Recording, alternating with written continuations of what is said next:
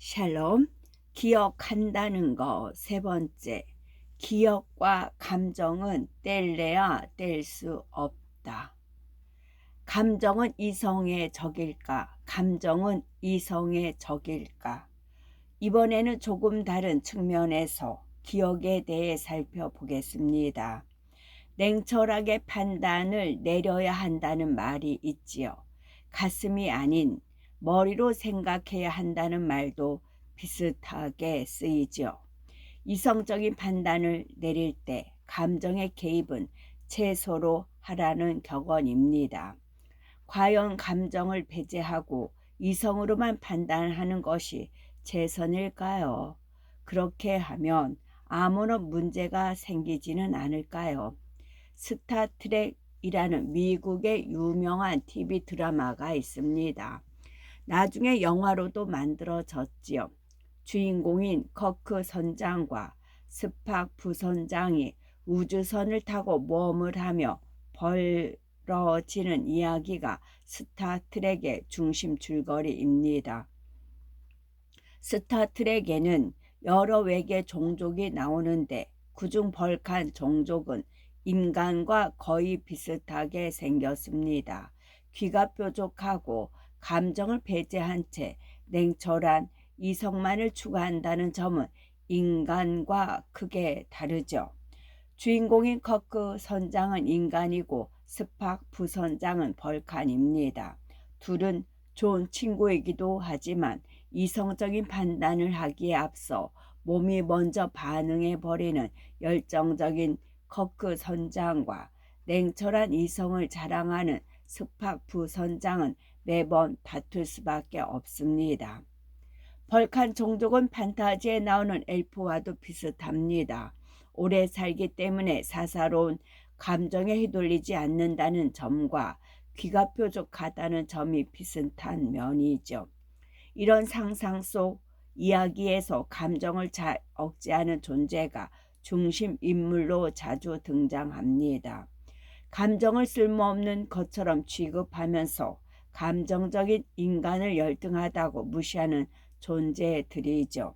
인간은 그런 존재들이 감정에 흔들리지 않는다는 점을 부러워하기도 하고 이상하다고 생각하기도 합니다.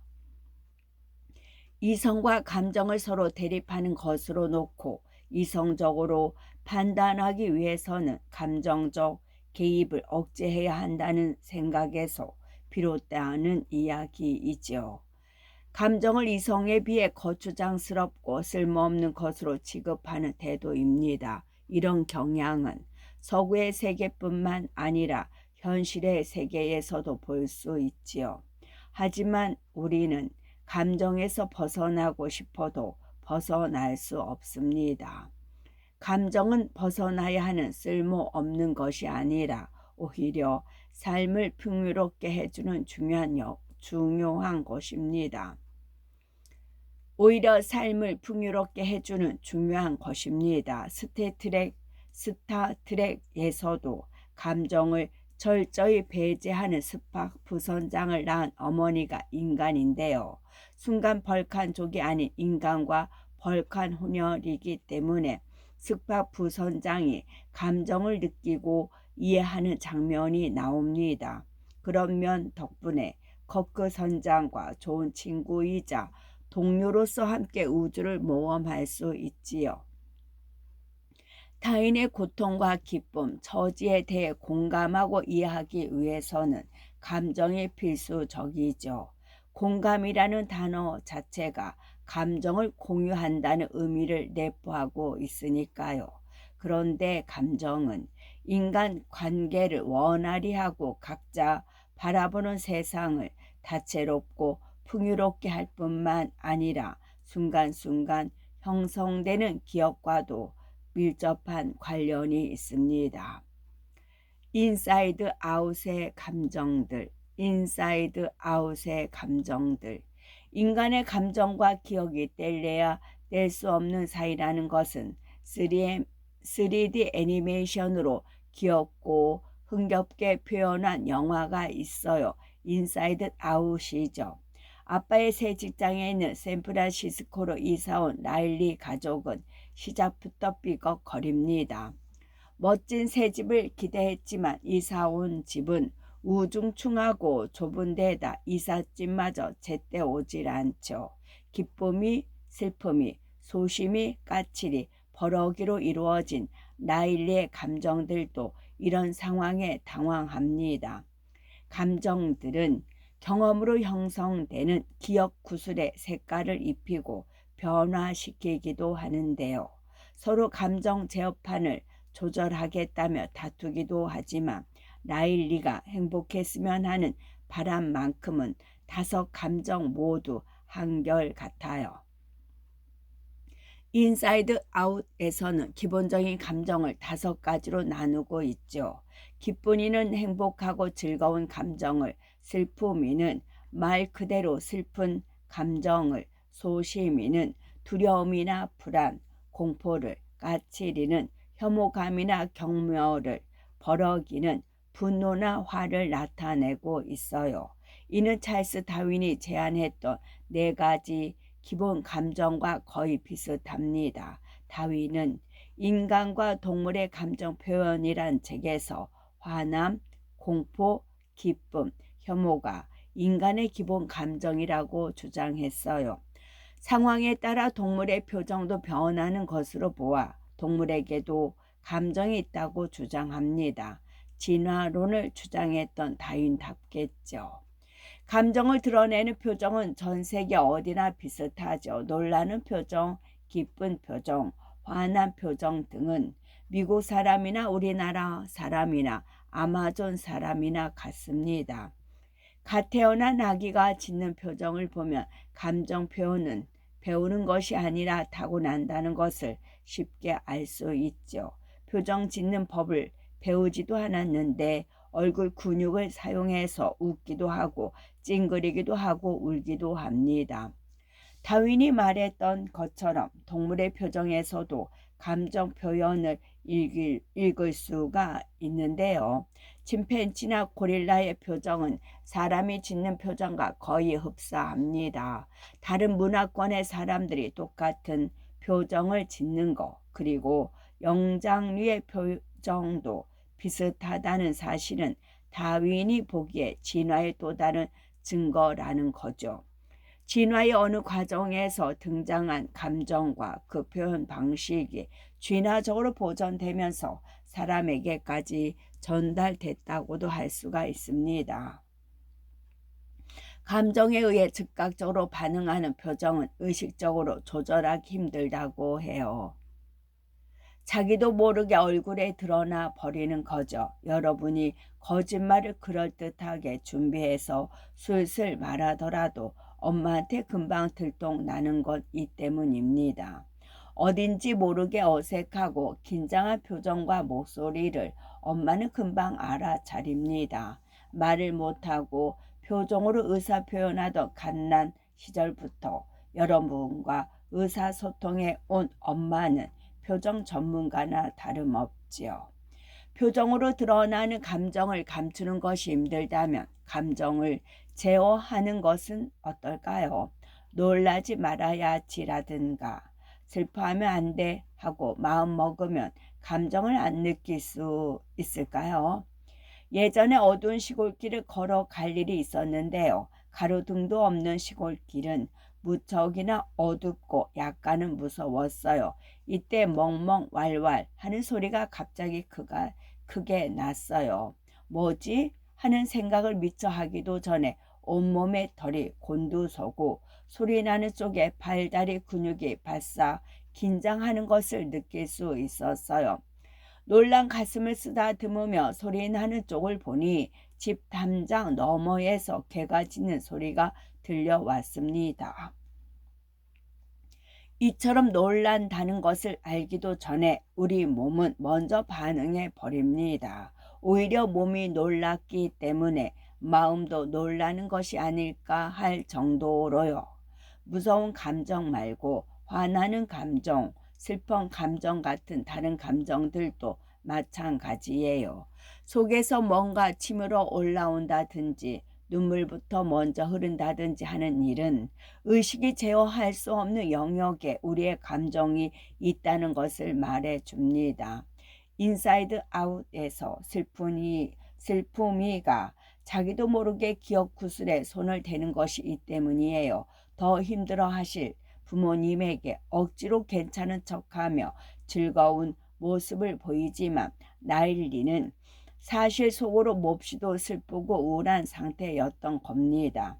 기쁨이는 이런 신호를 무시하고 나일리가 행복감만 느껴야 한다고 생각하죠. 슬픔이에게 아무것도 하지 말고 가만히 있으라며 바닥에 있는 선을 넘어오지 말라고 윽박 지르기도 합니다.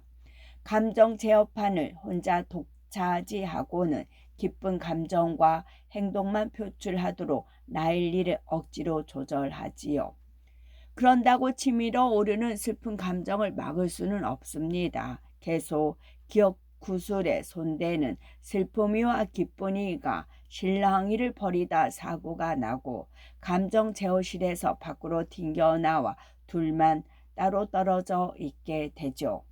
감정 제어실로 돌아가는 여정을 통해 기쁨이는 슬픔이를 이해하고 화해하게 됩니다.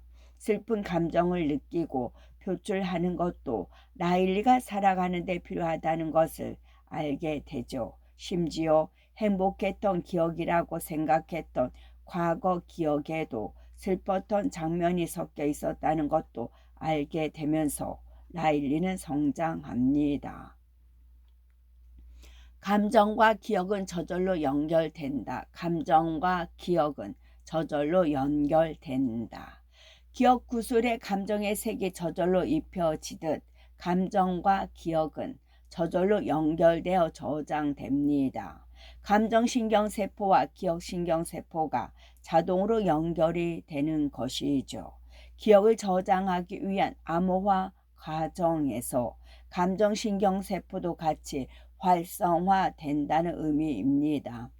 감정과 기억이 동시에 암호화되어 저장되므로 기억이 인출될 때 연결된 감정이 동시에 떠오르거나 어떤 감정이 들 때 비슷한 감정과 연결된 기억들이 동시에 떠오르는 것은 당연한 것이죠.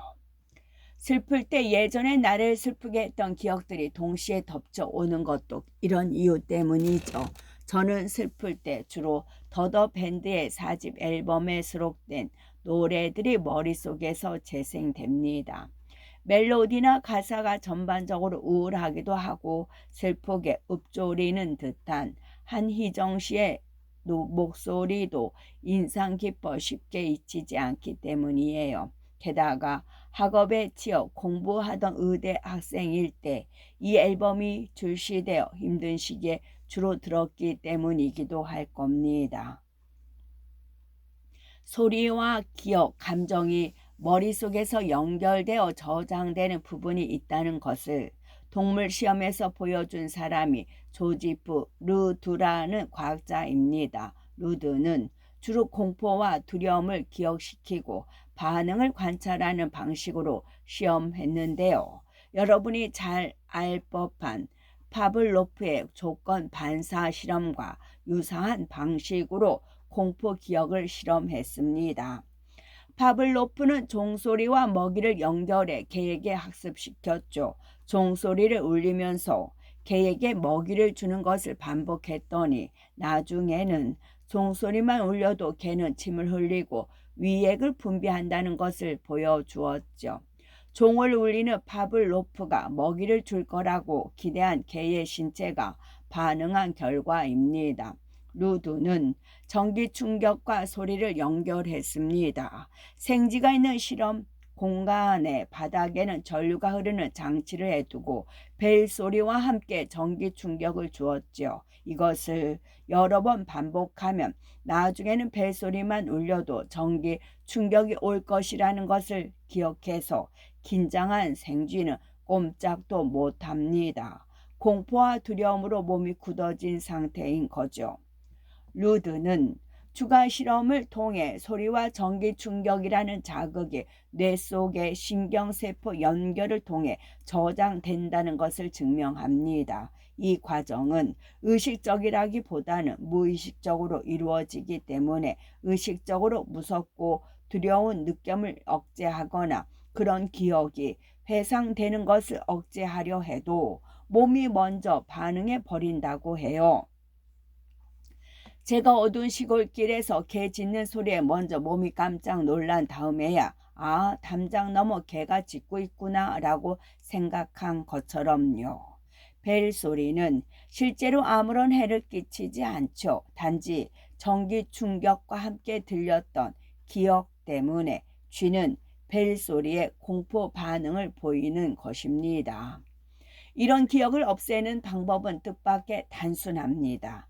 전기 충격은 주지 않고 벨 소리만 반복적으로 들려주는 방법입니다. 벨 소리가 들려도 이제는 전기 충격이 오지 않는다는 것을 새로 학습하면서 이전 기억을 덮는 것이죠. 지나친 공포나 과도한 두려움 때문에 힘들어하는 외상 후 스트레스 증후군 환자를 치료하는 방법도 이와 비슷합니다. 외상 후 스트레스 증후군은 뒤에서 자세히 다루려고 합니다. 공포와 두려움을 불러일으키는 장면이나 기억에 조금씩 천천히 노출하면서 적응하도록 하는 방법입니다. 안전한 상태에서 예전 기억을 감정과 함께 불러와서 이제는 괜찮다는 새로운 기억과 감정을 심어주는 것이죠. 감정이 연결되어 안 좋은 경우만 예를 들었는데요. 예전 기억에 묻어있는 감정을 꺼내오는 것이 도움이 되는 예도 있습니다. 배우가 연기에 몰입할 때 특히 그러하죠. 카메라 앞이나 무대에서는 배역에 충실해야 합니다. 배역이 슬픈 상황이라면 슬픈 감정을 연기해야 하고 분노하는 상황이라면 화를 내는 연기를 해야겠지요. 이런 연기에 감정이 실려있지 않으면 어떨까요? 화내는 연기를 하고 있는데 딴 사람이 보기에 분노라는 감정이 잘 느껴지지 않는다면 몰입도가 떨어집니다. 이런 상황에서 배우는 감정을 표현하기 위해 본인의 옛 기억을 불러오기도 합니다. 연인과 헤어지는 상황을 연기하는 장면이라면 본인이 예전에 경험했던 이별의 기억을 떠올리며 연기를 하는 것이죠. 그러면 연기하고 있는 배역에 공감하며 더 쉽게 몰입할 수 있다고 합니다. 기억을 잘 하려면 감정의 역할이 중요하다. 기억을 잘 하려면 감정의 역할이 중요하다. 어떤 상황이 기억될 때 감정이 같이 저장된다는 사실은 이제 잘 이해가 되나요? 감정과 기억은 서로 단순히 연결되는 것에만 그치지 않습니다. 서로 능동적으로 머릿속에서 신호를 주고받으며 서로의 기능을 돕기도 하고 방해하기도 합니다. 이를테면 기억할 때 어떤 감정 상태냐에 따라 기억이 더 잘 저장되기도 하고 잘 안 되기도 하는 것이죠. 이런 역할을 하는 대표적인 감정은 공포, 두려움입니다. 공포나 두려움을 느끼게 되는 상황은 쉽고 강하게 기억되고 잘 잊혀지지도 않습니다. 공포를 불러일으키는 직접적인 상황에 대해서는 강력하게 머릿속에 저장되지만 다른 기억에 대해서는 어떨까요? 공포나 두려움 같은 부정적인 감정에 휩싸인 상태에서 수학 공부나 영어 공부를 하면 잘 될까요? 부정적인 감정 상태가 지속되는 상황을 다른 말로 하면 스트레스가 많은 상황이라고 할 수가 있습니다. 우리 몸은 스트레스에 대응해서 호르몬을 분비하지요. 그런데 분비된 호르몬이 뇌와 신경세포에 안 좋은 영향을 주기도 합니다. 앞정에서도 살펴보았듯 스트레스를 지속해서 받으면 신경세포끼리의 연결 형성이 잘 안 되고 심하면 신경세포가 죽기까지 합니다. 해마는 새로운 기억을 형성하는 데 중요한 장소지요. 해마가 잘려져 나갔던 헨리의 사례를 통해 해마가 얼마나 중요한지 잘 알게 되었습니다. 스트레스로 인해서 해마가 제대로 작동하지 않으면 새로운 기억을 형성하지 못하는 헨리처럼 기억을 잘 못하게 됩니다. 해마를 잘 쓰려면 스트레스를 잘 해소하는 것이 중요합니다. 그 방법은 이미 앞서 얘기했던 적절한 휴식, 충분한 수면, 규칙적인 운동 등이 있습니다. 이런 방법들은 스트레스를 해소하는 데에도 도움될 뿐만 아니라 신경세포를 건강하게 유지하는 데도 도움이 됩니다. 잘 쉬고 잘 먹고 꾸준히 운동을 하면 기억하면서 새로 연결되는 신경세포의 시냅스가 쉽사리 약해지지 않고 튼튼하게 유지됩니다. 한편 긍정적인 감정도 기억을 잘하는 데 도움이 되지요. 아는 자는 좋아하는 잠만 못하고 아는 자는 좋아하는 자만 못하고 좋아하는 자는 즐기는 자만 못하다라고 이미 2500년 전에 공자님이 말씀하셨죠. 좋아하는 것을 공부하면 저절로 그 과정을 즐기게 되고 집중해서 몰입하게 되니 기억을 잘하게 되는 것은 당연한 일이겠죠. 학교에서 하는 공부에 몰입하는 긍정적인 감정을 경험해 보지 못했다면 다른 분야는 어떤가요? 공룡의 이름을 외우고 그 공룡이 어떤 시기에 살았는지, 다른 공룡과는 어떤 관계에 있었는지를 술술 말하는 친구도 있습니다. 그걸로 시험을 보는 것도 아닌데 공룡 이야기를 하면 눈이 반짝반짝하죠. 공룡이 아니더라도 본인이 좋아하는 분야에 대해서 깊게 아는 친구는 주변에 많습니다. 좋아하고 즐기는 분야에서만큼은 기억력이 남부럽지 않은 친구들이죠. 마음대로 되지 않는 감정을 어떻게 할까요? 마음대로 되지 않는 감정을 어떻게 할까요? 기억하고 공부하는 것이 감정 상태와 결코 동떨어져 있을 수 없습니다. 짜증나고 힘들고 기분이 안 좋은 상태보다는 기왕이면 상쾌하고 즐거운 상태에서 공부하고 기억하면 좋겠지요. 하지만 감정을 내가 원하는 대로 조절할 수는 없습니다. 오히려 내가 어떤 감정 상태에 있는지 알기조차 쉽지 않지요. 도덕 심리학자인 조너선 하이트의 표현을 따르자면 우리 마음속의 감정은 제멋대로인 코끼리와 같습니다. 코끼리 등 위에 올라탄 이성이란 기수가 이래라 저래라 명령하지만 좀처럼 말을 듣지 않죠. 코끼리가 쉬고 싶어 하는데도 억지로 가라고 채찍질을 하거나 왼쪽으로 가려는 코끼리를 오른쪽으로 가게 하려고 고삐를 낚아채면 코끼리가 날뛰어 기수를 떨어뜨려 버릴지도 모릅니다. 그럴 땐 코끼리가 하고픈 대로 둘 수밖에 없습니다. 오히려 내가 원해서 코끼리를 이곳으로 몰고 왔다고 생각하는 편이 낫지요. 감정이 시키는 대로 먼저 따라가고 후에 그럴싸한 이유를 만드는 것입니다. 그렇다고 해서 마냥 느낌과 감정에 따라 휘둘릴 수만은 없지요.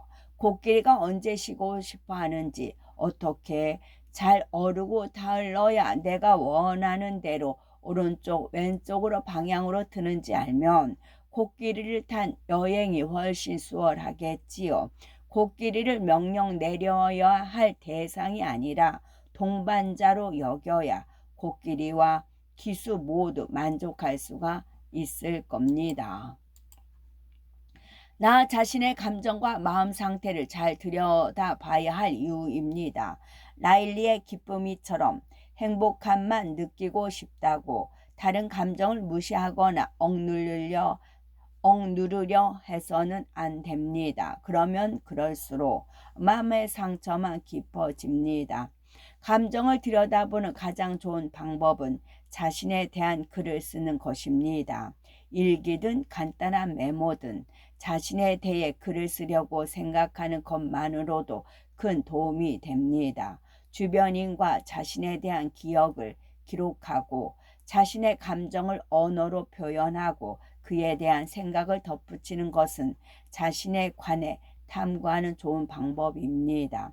나 자신이 어떤 사람인지 잘 알수록 어떻게 하면 조금 더 나은 나로 변화할 수 있는지도 알게 되지요.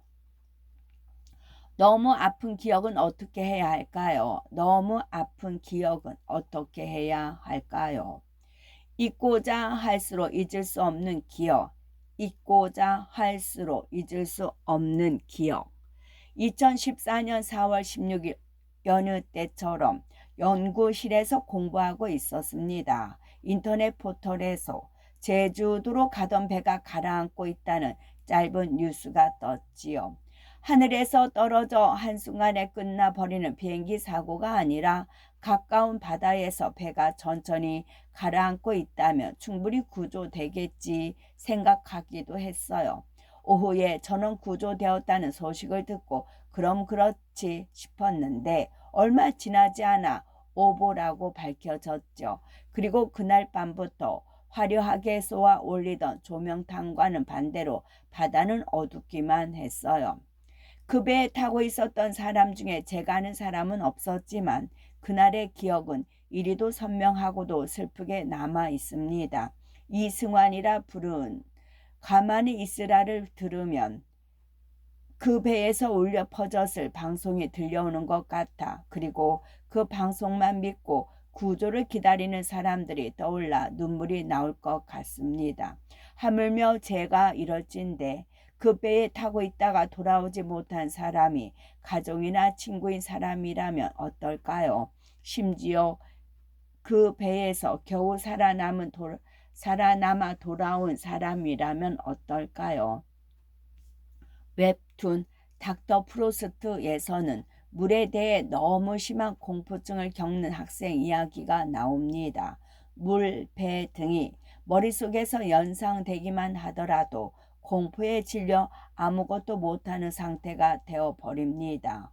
침몰하는 뱃속에 두고 나온 친구에 대한 기억이 끊임없이 떠오르며 죄책감에 시달리고요. 이 웹툰에서 다루는 이야기도 세월호 참사에서 모티브를 따왔다고 합니다. 이런 경우에 볼 수 있듯 기억은 머릿속에 단순히 저장되고 인출되는 것만이 아니라 기억을 하는 사람의 감정, 행동까지 변하게 하는 힘이 있습니다. 다시 말해 머릿속에서 일어나는 시냅스 변화를 통해 기억이 형성된다면 변화된 시냅스를 통해 기억이 역으로 우리를 변화시킬 수도 있는 거죠. 평범한 사람이라도 어떤 강력한 경험으로 인해 그리고 그 경험으로 새겨진 기억 때문에 변하는 경우를 자주 봅니다.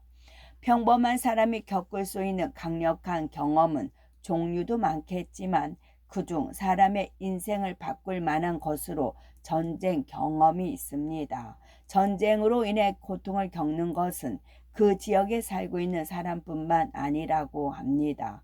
전쟁터에 나갔던 군인도 역시 전쟁 이후의 삶을 정상적으로 살아가기 힘들다고 하지요. 일생생활이 무기력해지고 깊이 잠들기 힘들어 새벽에 뒤척이고 직장생활에 적응 못하고 결국은 가족과도 같이 살아가기 힘든 경우가 많다고 하죠. 비록 명령에 따라 수행한 일이었다고 하더라도 죄책감에 시달리고요. 반대로 전쟁에서의 아슬아슬한 긴장감 같은 극한의 경험을 그리워하고 잊지 못해 일상생활에 적응 못하는 일도 있다고 합니다. 생존과 결부된 극한의 경험은 선명하게 남을 뿐만 아니라 쉽게 잊히지 않습니다. 수렵과 채집 생활을 하던 인간이 생존하기 위해서는 자신을 위협하는 포식동물과 관련된 경험을 빨리 학습하고 잊지 않는 것이 필요했겠죠. 전쟁은 그런 경험을 극한까지 몰고 갑니다. 총알과 포탄이 날아다녀 목숨이 위태로운 상황을 넘기기도 하고 동료가 죽기도 하죠. 가장 큰 충격인 건 본인과 별반 다르지 않은 인간을 죽여야 하는 일일 것입니다. 공포와 관련된 신경세포는 쉽게 흥분하는 경향이 있어요. 목숨이 위태로울 수도 있는 상황이라면 확실치 않은 약한 자극에도 반응해야 생존에 도움이 됩니다. 그런 경험을 매일같이 지속해서 겪는다면, 하루에도 몇 번씩 반복된다면 이 신경세포에 무언가 문제가 생겨버립니다. 아주 작은 자극에 더 쉽게 흥분하거나 반대로 어떤 자극에는 아예 반응하지 않는 상태가 되어버리죠. 공포기억과 관련된 신경세포는 과거에는 인류의 생존에 도움이 되었습니다. 호랑이 무늬에 빠르게 반응하고 강력하게 기억하는 신경세포는 현대 인류에게 이제는 불필요한 잉여라고나 할까요? 언뜻 보이는 호랑이 무늬만 보고 빠르게 도망쳐야 할 일이 더는 없으니까요. 우리는 이제 호랑이를 동화책, 만화, 텔레비전, 동물원에서나 볼 수 있을 뿐입니다. 이제는 야생에 살고 있지 않은 현 시대의 사람에게는 공포기억신경세포가 오히려 부작용을 불러일으킬 일이 많아졌습니다. 인간의 생존과 공포에 직접 관련이 있는 전쟁 경험이 오랫동안 잊히지 않는 이유도, 그런 기억이 너무 쉽게 다시 떠오르는 이유도 공포기억신경세포 때문이지요. 외상 후 스트레스 증후군이라는 병이 생기는 이유입니다. 외상 후 스트레스 증후군이라는 병의 존재가 잘 알려지지 않았던 시절도 있었어요. 정신력이 약해서 그런 거야. 의지가 부족해서 그래. 훌훌 털고 어서 일어나야지. 그런 일 따위는 잊어버려. 정신적으로 고통스러워하는 사람에게 쉬 이런 말을 하던 시절이 있었던 거죠. 하지만 트라우마라는 말로 많이 알려진 정신적 외상은 단순히 정신력으로 극복할 수 있는 것이 아닙니다.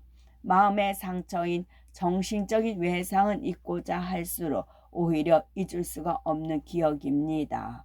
당장 코끼리는 생각하지 마라고 했을 때 순간 코끼리가 머릿속에 떠오르는 것처럼 마음속 생각과 기억을 의지로만 제어할 순 없어요.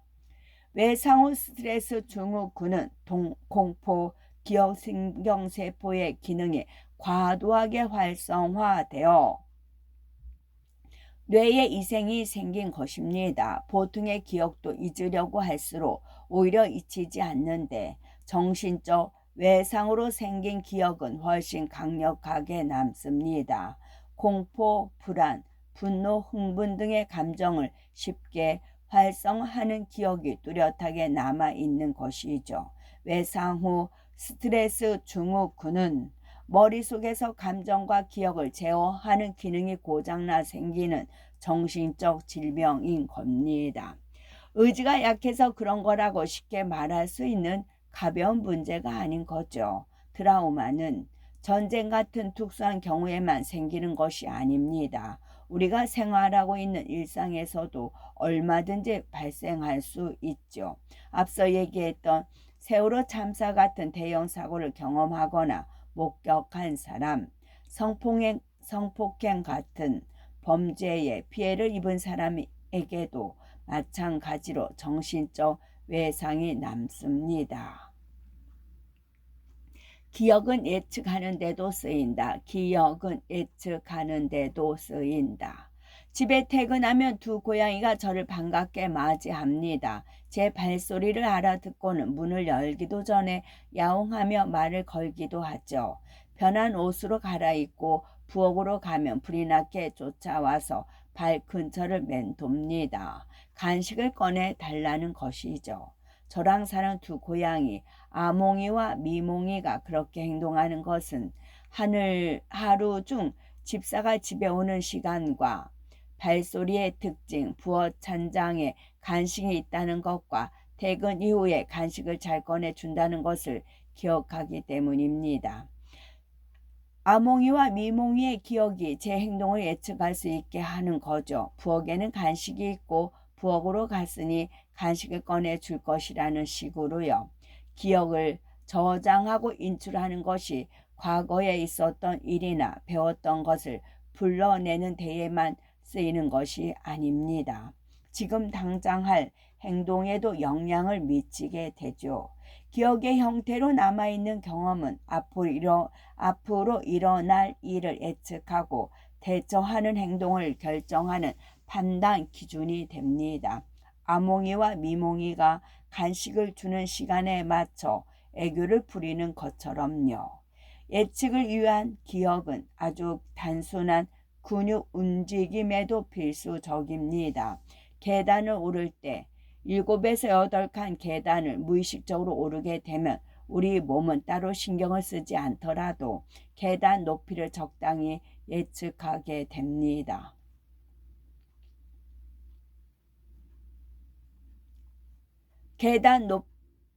예측하게 됩니다. 지금까지 올라온 몇 칸의 계단 높이를 자연스럽게 기억하는 것이죠. 계단을 오를 때 다리 근육을 적당히 계단 높이만큼 올려야 하죠. 너무 높이 올리면 쓸데없이 힘을 낭비하고 발바닥을 디딜 때 충격도 큽니다. 그렇다고 해서 계단 높이보다 낮게 발을 올리면 계단에 걸려 넘어지게 되죠. 우리는 계단을 오를 때 오르는 계단을 일일이 눈으로 확인하지 않아도 오를 수 있습니다.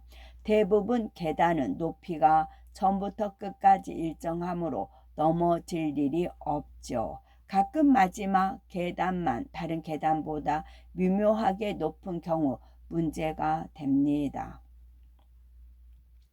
무의식적으로 기억한 계단 높이 정도로만 마지막 계단에서도 발을 들어 올리게 되고 그럼 계단에 발이 걸려 넘어지게 되죠.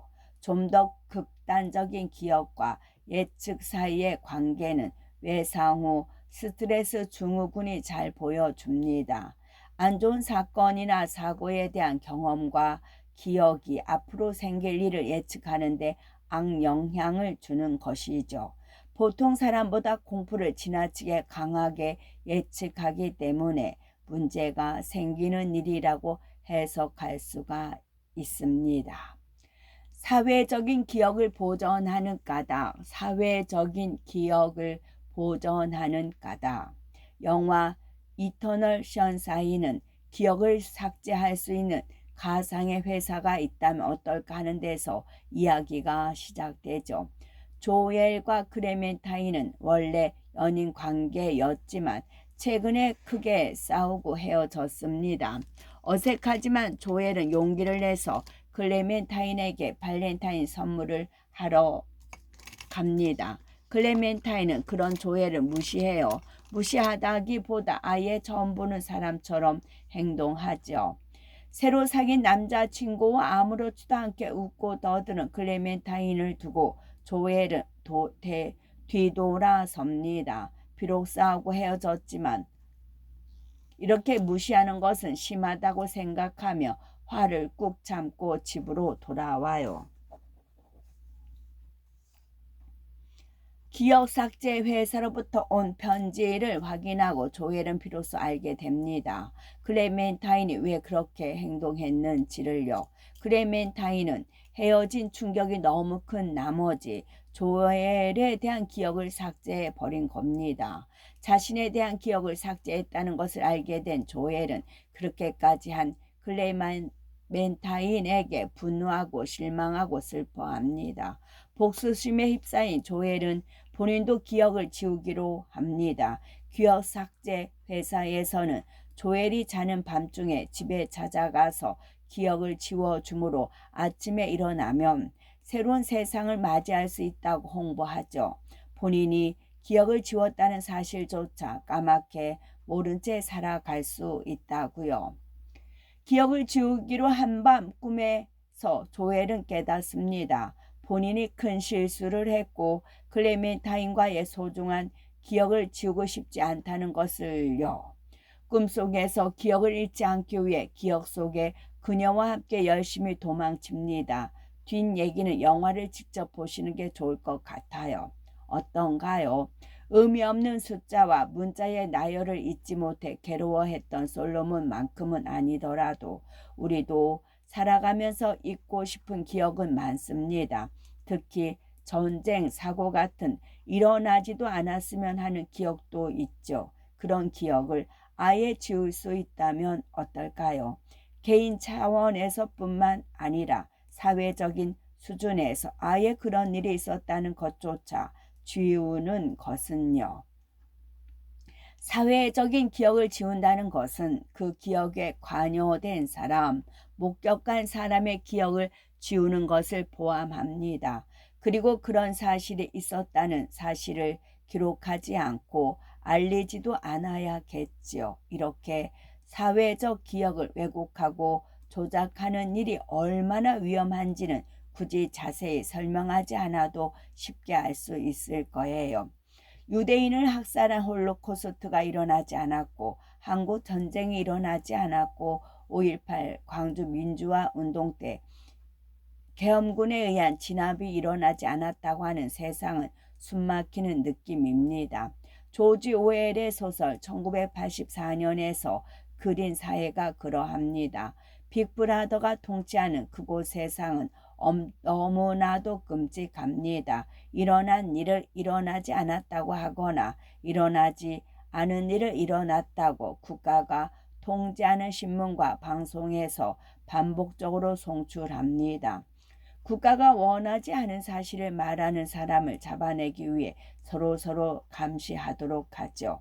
그 덕에 빅브라더가 원하는 대로 통제됩니다. 모든 사람의 기억이 국가가 원하는 대로 조작되고 통제되는 세상이라니 끔찍하지 않나요? 때론 누군가는 현재에도 원하는 대로 사람들의 기억을 조작하고 싶은 충동에 휩싸여 있는지도 몰라요. 그렇지만 다행스럽게도 대부분 사람은 끔찍한 기억일수록 오히려 보존하고 반성해야 한다고 생각하고 있습니다.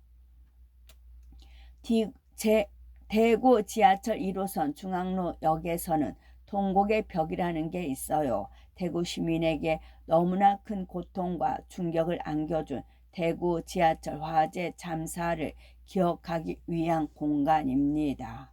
통곡의 벽 안쪽에는 불에 탄 공중전화, 벽, 각종 잡동사니가 보존 전시되어 있어요. 모두가 까맣게 타버려 겨우 형체만 남아있을 정도입니다. 당시 화재가 얼마나 끔찍했는지 금방 와 닿아요. 지하철 화재로 인해서 200여 명이나 사람이 죽거나 실종되었고 많은 사람이 피부 화상을 입거나 호흡기나 폐가 손상되었다고 해요. 살아남았더라도 각종 후유증이 심해 아직도 고통받고 있다고 합니다. 육체적인 고통뿐만 아니라 살아남은 사람이나 주변 사람들의 정신적인 고통은 훨씬 더 심합니다. 그 이후로 대구에서 지하철을 도실철도라고 부르고 새로 개통된 3호선이 지하철인 이유가 지하철 화재 사건 때문이라는 소문이 있을 정도로 이 사건의 충격은 컸습니다. 그럼에도 불구하고 그 당시의 모습을 남겨둘 뿐만 아니라 전시까지 하는 이유는 무엇일까요? 비슷한 것으로 뉴욕 9.11 추모공원이 있습니다. 비행기 테러와 완전히 무너져 버린 세계무역센터 건물 잔해를 보존하면서 당시 희생당한 사람들을 추모하기 위해 만든 공원이에요. 미국이란 나라가 세워진 이래 최초로 본토를 공격당한 어떻게 보면 수치스러울 수도 있는 9.11 테러입니다. 그럼에도 불구하고 무너진 건물터를 지우거나 다른 건물을 짓지 않고 그 자리를 보존하면서 추모공원을 만들었죠. 그 이유는 아마 이런 기억을 잊거나 지우는 것이 올바른 일이 아니라고 생각하기 때문일 겁니다. 이런 대형 사건이나 사고를 많은 노력을 들여가면서 보존하고 기억하는 것은 그 일을 잊지 않고 끊임없이 되새기려는 사회적인 노력입니다. 당사자와 사회 구성원 모두에게 큰 상처를 준 일이지만 단지 없었던 일로 취급하면 안 되기 때문이죠. 없었던 일로 지급하면 잠시나마 망각의 위안으로 도망칠 수는 있겠죠. 하지만 억지로 잊으려 하면 할수록 오히려 잊기 힘듭니다. 또한 비슷한 일이 다시 발생하는 것을 막을 수도 없겠죠. 다시 지워버리면 되지 않냐 하는 생각이 들지도 몰라요. 하지만 육체적으로 정신적으로 새겨진 고통을 잊는 것만으로 해결하는 것은 불가능합니다. 더욱이 당사자가 아닌 다른 구성원이 이젠 잊으라고 하는 것은 폭력이라 다름없어요. 설사 기억을 지울 수 있는 편리한 기술이 개발되더라도 기술을 쓰는 것을 신중하게 고려해야 하는 이유는 여기 있습니다. 덮거나 잊는 것만으로 해결되지 않는 문제를 감춰버리고 고통당한 사람을 강제로 침묵시키는 도구로 활용될 수 있기 때문입니다. 아픈 기억을 지우는 건 어떨까요? 아픈 기억을 지우는 건 어떨까요? 이터널 션사인에는 조엘 말고도 지우려고 찾아온 사람이 많습니다. 너무도 사랑했던 사람이 죽었다는 사실을 받아들이기 힘들어 그 사람에 대한 기억을 통째로 지우려고도 하고요. 사회적인 기억이 아닌 개인적인 이유로 발생한 일을 지우는 것은 어떨까요? 본인이 원해서 기억을 지운다면 괜찮은 일일까요? 외상 후 스트레스 증후군으로 고통받는 사람 처지에서는 기억을 지우는 것이 제일 좋은 해결 방법은 아닐까요? 기억은 고립되어 있지 않죠. 촘촘히 연결된 신경세포의 소통 속에서 유지되고 되살아납니다. 특정 기억만 지운다는 것은 애초에 불가능한 일인지도 몰라요. 연결된 기억의 고리를 끊고 지우개로 그 부분만 지우듯 지울 수는 없어요. 얽히고 설켜있는 신경세포 네트워크 사이를 그렇게 쉽게 떼어낼 수는 없는 거죠. 먼저 죽은 사랑하는 사람을 잊지 못해 그 고통 때문에 기억을 지운다고 상상해 봅시다. 사랑했던 만큼 그 사람과 함께한 시간은 무척이나 많았겠지요. 이 시간을 지운다는 것은 본인 인생의 일부를 삭제한다는 의미입니다. 그 일부에는 사랑했던 사람만 포함된 것은 아닐 거예요. 그 사람의 친구와 만났던 시간도 있을 것이고 내 친구와 같이 만났던 시간도 있을 겁니다. 같이 들었던 음악, 같이 본 영화, 같이 먹었던 음식, 같이 걸었던 길 모두 삭제해야 하지요. 이 모든 것을 삭제하고도 아무 문제 없이 살아갈 수가 있을까요? 과거를 회상할 때 무언가 삐걱거리진 않을까요? 사랑했던 사람을 같이 알던 친구와 제대로 대화를 나눌 수 있을까요? 기억이 머릿속에서 회상되거나 인출되지 못하도록 막을 수 있을지는 모르죠. 그렇다고 하더라도 무의식에 남아있는 기억으로 인한 영향을 피할 수는 없어요. 게다가 상처를 가려버리면 치유할 수조차 없어지죠. 기억을 지우거나 고의로 억제하는 것은 그 기억을 공유하고 있는 사람에게 상처를 주는 일이기도 합니다. 클레멘타인이 기억을 지워서 조엘이 큰 상처를 받았던 것처럼요. 어느 날 나와 심하게 싸운 친구가 다음 날부터 날 처음 보는 사람처럼 행동한다면 어떨까요? 차라리 날 미워한다면 그 감정에 대응하며 관계를 회복하기 위해서 노력해 볼 수 있겠죠. 하지만 나에 대한 기억이 아예 없으면 그것마저 불가능합니다. 어떤 기억은 혼자만의 기억이 아니기에 지우는 것에 신중해야 합니다. 기억을 지우지 않더라도 외상 후 스트레스 증후군을 극복하고 이전처럼 생활하게 되는 사람도 있습니다. 오히려 사고 이전보다 정신적으로 성장하는 예도 있다고 하죠. 기억을 억누르고 잊으려고만 해서는 이런 극복을 할 수는 없겠죠. 외상 후 스트레스 증후군을 극복하려면 고통스러운 기억의 신경세포와 감정을 활성화하는 신경세포 간의 연결이 점차 분리되는 과정이 필요합니다. 한번 강하게 연결된 기억과 감정의 신경세포가 분리되는 것은 쉬운 일이 아닙니다. 의식적인 노력과 많은 시간이 필요하죠.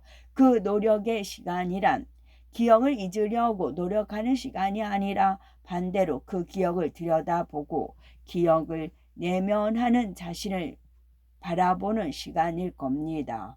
고통과 슬픔으로 뒤범벅된 기억을 차근차근 되짚어 보는 과정인 거죠.